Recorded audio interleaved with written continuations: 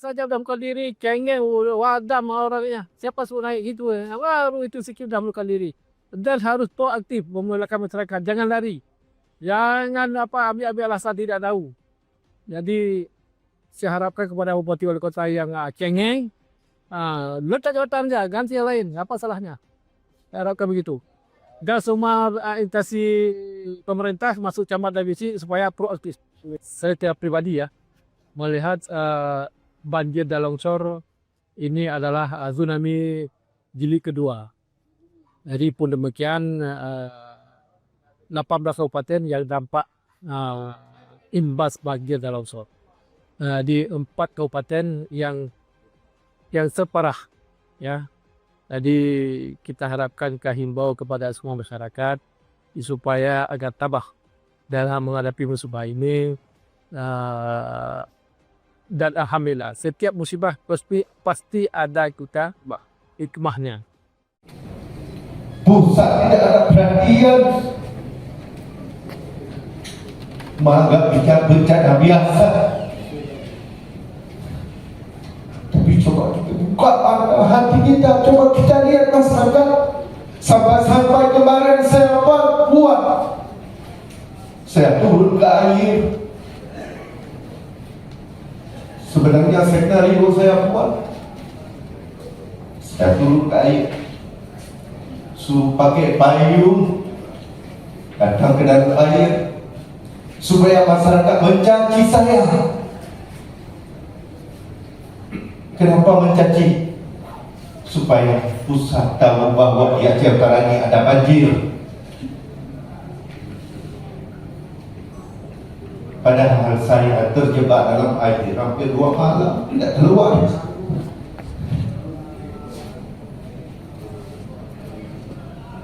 Dan baru 2 kali ini datang ke posko. Saya selalu di lapangan, lihat masyarakat. Saya masyarakat kita, anak-anak kita kelaparan. Tapi apa yang boleh buat kita? Kekuatan kita tidak ada. Kita hanya beras yang ada. Maka kemarin saya buat video. Gimana caranya supaya masyarakat dicaci saya? Gara-gara dicaci saya, pusat tahu bahwa di Aceh Utara ada banjir, ada bencana. Kalau kita bilang yang benar, mereka tidak viralkan. Coba kita lihat di langkah di Sabah lebih daripada tsunami. Kemudian perlu kita ketahui bahwa sampai saat ini Kabupaten Aceh Utara kita telah melaksanakan yang pertama posko induk di sini. Karena kenapa kita tidak membuat di Landing? Karena putusnya sinyal dan listrik. Kemudian kita sudah membentuk posko di setiap kecamatan. Maka kemampuan kita yang ada di Aceh Utara kita salurkan melalui posko di kecamatan. Tapi sampai hari ini saya baru 2 kali ke posko di Pendopo untuk membuat rapat. Sudah 8 hari, baru 2 kali saya posko. Selebihnya saya selalu ke lapangan. Masyarakat kita di lapangan belum mendapat makanan, belum sampai makanan ke dalam karena akses jalan yang pertama rusak parah, putus jalan, tiang-tiang listrik semua berantakan di jalan. Maka akses ke dalam ini belum bisa kita masuk.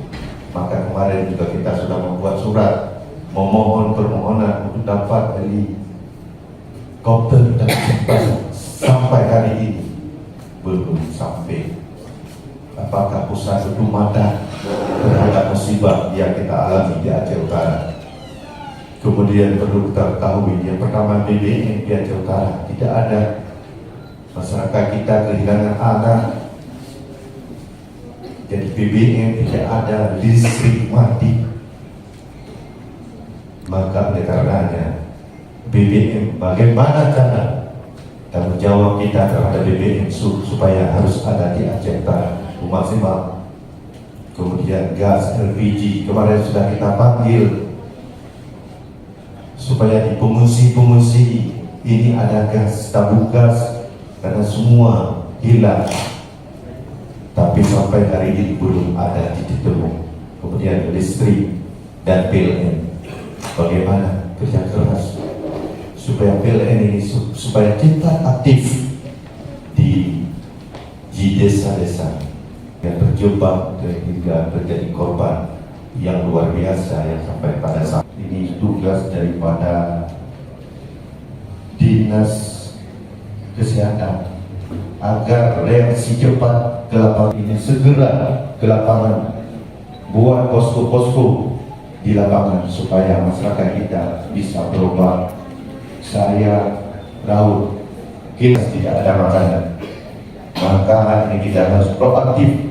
Walau kita kesediaan kita hanya beras, ini harus sampai langsung kepada masyarakat.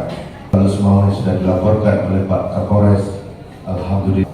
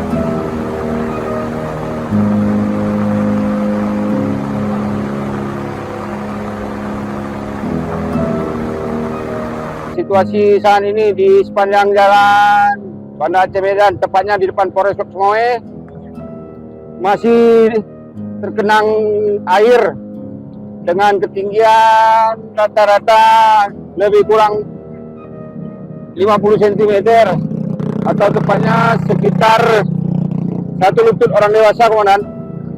Jadi inisiatif kita mengambil sebelah jalan